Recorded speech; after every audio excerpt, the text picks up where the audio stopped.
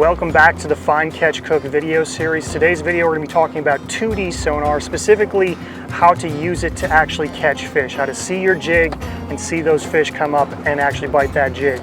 Now 2D sonar has been around a very long time. The first fishing model actually came out in the late 1940s, but a guy by the name of Carl Lowrance, yes, that same Lowrance, pioneered the fish locator in 1957. During the 60s and 70s, Humminbird made great advances into 2D sonar, specifically with the LCD screens. 2D sonar may be pretty old, but it's still very, very relevant and very, very useful. With modern day graphs, no matter what the brand is, high quality screen resolution paired with high quality transducers with multiple frequencies for 2D sonar, there's a lot of things you can do with this type of technology still today. So the very first thing I'm going to show you is actually 2D sonar driving over a brush pile. There's probably going to be some schooled crappie. It's not so much the finding of fish, but actually what they look like on 2D sonar. I'm on a lake today. Typically these crappies set up somewhere between 15 to 20, 22 feet of water. There's a lot of brush piles in this lake in that same depth range, and I have them already marked. I'll show them on 2D sonar. The one downside to 2D sonar is the fact that it's a cone angle, which is a relatively small picture when you compare it to something like side imaging. So finding the fish can be a little bit difficult. You do got to go cover some water with 2D sonar, but once you find a school of fish, using 2D sonar is a great way to be able to see those fish bite your jig, and that's actually what I'm going to show you in depth today. So first, let's run over, get on a brush pile, and I'll show you what they look like on 2D sonar. So as we get up to these fish, just real quick, 2D sonar, a lot of this stuff, especially modern day technology, you can leave on auto. But just kind of real quick, some options here. If the very top center of the screen, you see I got this set to auto range. If I click it again, I can adjust it by, I think it's 5-foot increments here. But typically 2D sonar, just leave it on auto. For options wise, again, a lot of these are just default frequencies. Auto medium allows it to kind of bump up the gain up and down depending on how dirty the water is, I guess you'd call it. If there's a lot of silt in the water, it'll probably push it down. If the water's pretty clear, it'll raise up that gain a little bit. Beam width, now this is the cone angle, and the smaller the cone angle, the narrower view of the bottom that you're actually looking at. The larger degree of cone angle, the wider view of the bottom that you're looking at. You're actually taking in more information into your system. Most modern sonar systems have this chirp function, just typically set it at that.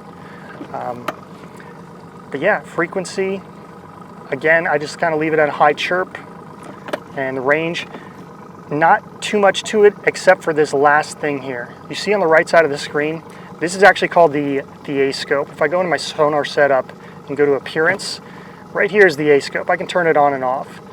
That A-scope is actually what we're going to be using when I jump up on the bow of the boat, because that's going to be able to show me my jig dropping down in the water column. It's a very useful tool. A lot of different sonar manufacturers have it. It's probably called different things. I think Humminbird calls it RTS, or real-time sonar. Garmin calls it A-scope. It's the amplitude meter. I don't remember what Lowrance calls it, but amplitude meter, it's a great way to see your jig falling down. Now this palette that I got here, the dark red is a hard return. So anything that's really dark red is typically a big object, heavy object. Anything that's blue, that's probably like bait fish, or just maybe it's a thermocline here. I don't really see one right now. It's probably a little bit deeper water. But as you can see, there's arches here, right? Those are most likely fish, and there's kind of big groups of green and orange. Right now it's late summer. There's probably a lot of schools of bait fish just swimming around in deeper water, so that's probably a lot what that is. But let's go over a brush pile here. One that hopefully has got some crappie on it, otherwise we'll go to another brush pile. And I might have just caught the edge of the brush pile right there. You can see in the bottom right corner of the screen, I think I just caught the edge of it. Well, let's go find a different one here. This is the one downside to 2D sonar, that cone angle. And you can see in the bottom right corner of my screen, a lot of these modern units, this is the Garmin 8610, but a lot of Garmin units, they tell you the actual width of that cone angle on the bottom right corner of the screen. So 9.9 feet, 10 feet at the bottom, that's how wide I'm viewing on the bottom here. So I'm gonna go in a little bit shallower. There's a couple more brush piles, and we'll see if these brush piles have some fish on them. There's a lot of bait fish just out in the open right now. There's a brush pile. Just went over a brush pile and another brush pile too. Now you can see the main brush pile, but there are fish stacked up above these brush piles. Let's circle back around. Like, there's pretty obvious. There's some arches stacked right above that brush pile. There's arches stacked right over that. It's almost like a tree. But we'll turn around and go back over here. So there's a heavy brush pile right there. And there's some fish suspended right above it. You can see those arches. Not a ton of fish, I'm gonna be honest. Typically in the fall, I see loads of crappie stacked up on these brush piles. We're getting a little shallow here, and now we're getting into weeds. Yeah, those are weeds right there, sticking straight up. So there's a brush pile right there. There's a few fish stacked above it, and there's a big school of bait fish right there. Another brush pile. That one's actually got a ton of bait fish on it. And here's oh, that's a big brush. Oh, there it is. That is the brush pile you want to see right there. See that? There's a ton of fish stacked above it. There's another brush pile. Oh, both of those brush piles. Right on that little hump. Comes up to about 15 foot. That's the one. All right, now that we found them, let's spin around and hop up on front. Show you how to use your jig, catch some of these fish. There I am dropping down. Oop, there was a fish coming up. You can see a couple of them coming up right there. So what we're looking at in this mess here, all these lines, oh, there was a fish. Shoot, missed him. There's my jig going back down, about 8 foot. I'm right at the 8 foot mark. I'm in that mess of fish. Anytime we're not moving that fast, right now we're actually not moving at all. We're trying to stay still. That transducer is sending that signal down, and if it's hitting a fish, and that fish is still below that transducer, just like our jig hopefully is here, that fish is just going to be a straight line. It's going to appear kind of as these straight lines because it's not moving. There's my jig.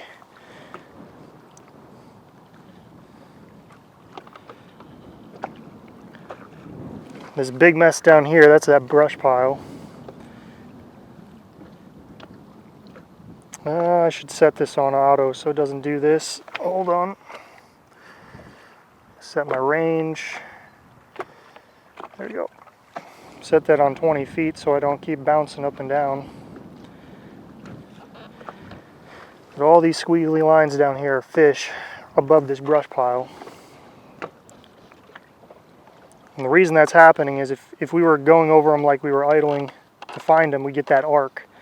And that transducer is pinging off, let's say, the tail of the fish, then the top of the spine, then the head of the fish, and then it's not hitting the fish anymore. It kind of creates that arc.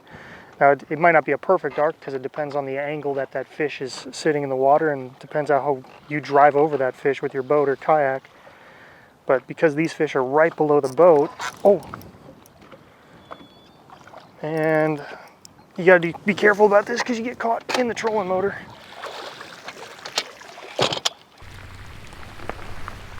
Had to hit record again.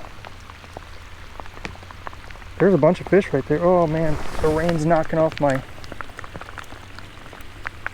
Oh, there he was. Shoot. Come on, screen record, my friend.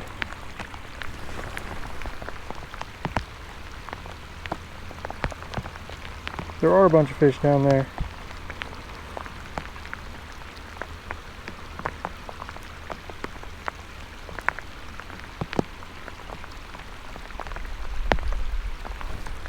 Oh, was that thunder?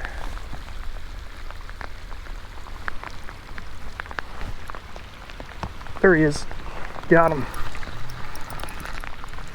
There's crappie number one for the frying pan. It was a good sized fish too. For this lake, that's a pretty good sized fish. He's going in the live well. I'm gonna bump board here. I mean, he's a 10. I don't know if you can see this, but well, he's 10 and a half. So put him in the live well. Probably should put water in it too, huh?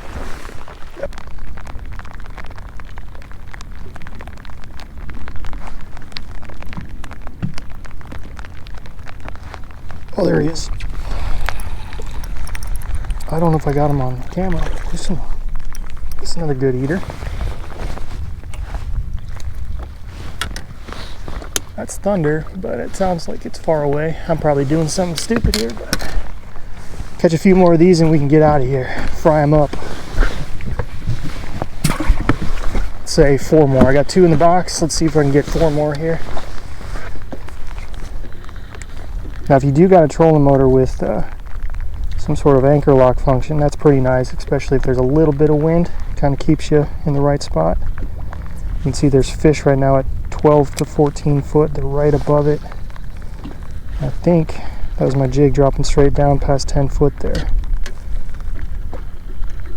Again, I'm only in 17.5 feet of water. You see the bottom right corner of that screen, it's 9.3 feet, but that's at the bottom. And I'm basically halfway up the water column, so I'm only got 4.5 feet left and right of my trolling motor here, in diameter I should say, because it's a cone, for me to view my jig. So you really got to get it close to that transducer, which is kind of difficult to do if there's any type of wind. We don't got a ton of it, but it's enough to cause an issue. Son of a gun. All right, well, yep, we're done.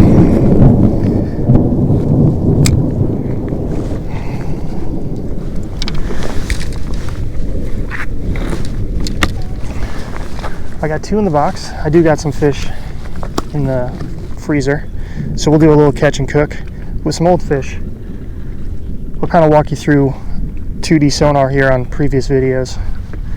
Pretty cool stuff. All right, now you can guys see that 2D sonar.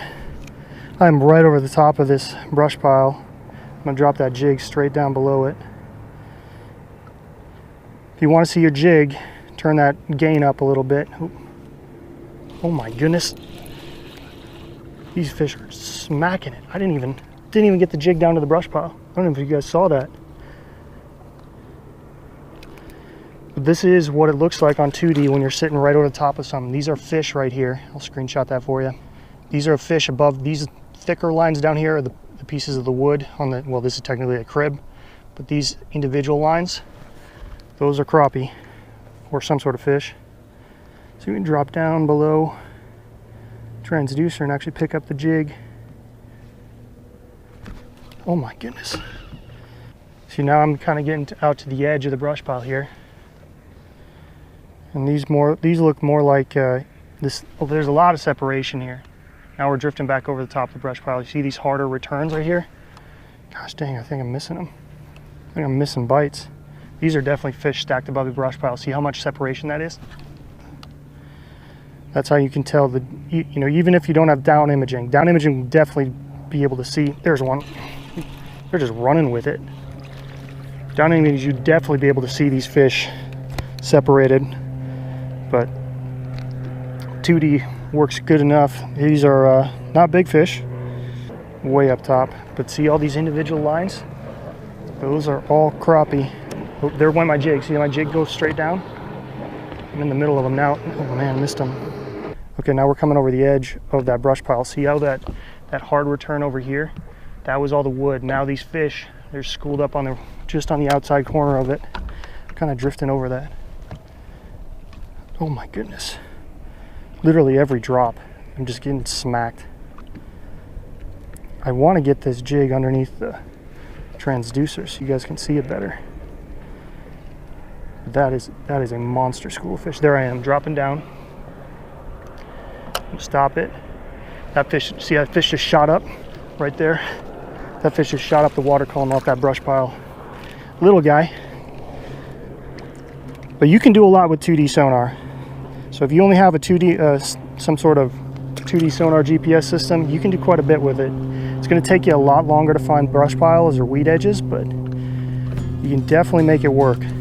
Yes, 2D sonar, you can definitely make it work for you. It's a great way to stay on top of schools of fish, especially when they're holding to pieces of cover like that.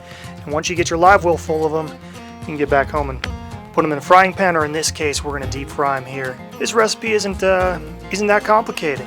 1 beer, and of course I'm up in Wisconsin, so we're going to go with Line & Kugel's Northwood Amber. and the ACC Crappie Stix Lemon Pepper Batter. Be sure to check out accccrappiesticks.com. Pick yourself up a pack of this lemon pepper seasoning. It's good stuff, real good stuff. So the key with this is to get the mixture right so that batter is actually sticking onto those fillets here. You get it too thin, it runs off. You really don't get a good fish batter padding. This might actually have been a little bit thick, but it'll still work. Turned up my, this is the 1 gallon fryer, to about 350, 360 degrees, and drop these fillets in there. These came out perfect. I mean, golden crispies, nothing better than beer battered fish. So be sure to check out ACC Crappie Stix Lemon Pepper Seasoning. And if you got any comments or questions about 2D Sonar, how to use it, any type of settings you might have questions about, post it in the comment section below. You can always message me on either Facebook or Instagram if you got any questions as well. I do appreciate hearing from you. Let me know if you got any ideas for future videos, if it's 2D Sonar, down imaging, side imaging, what you guys want to see. Post that in the comment section below. We'll see you in the next one.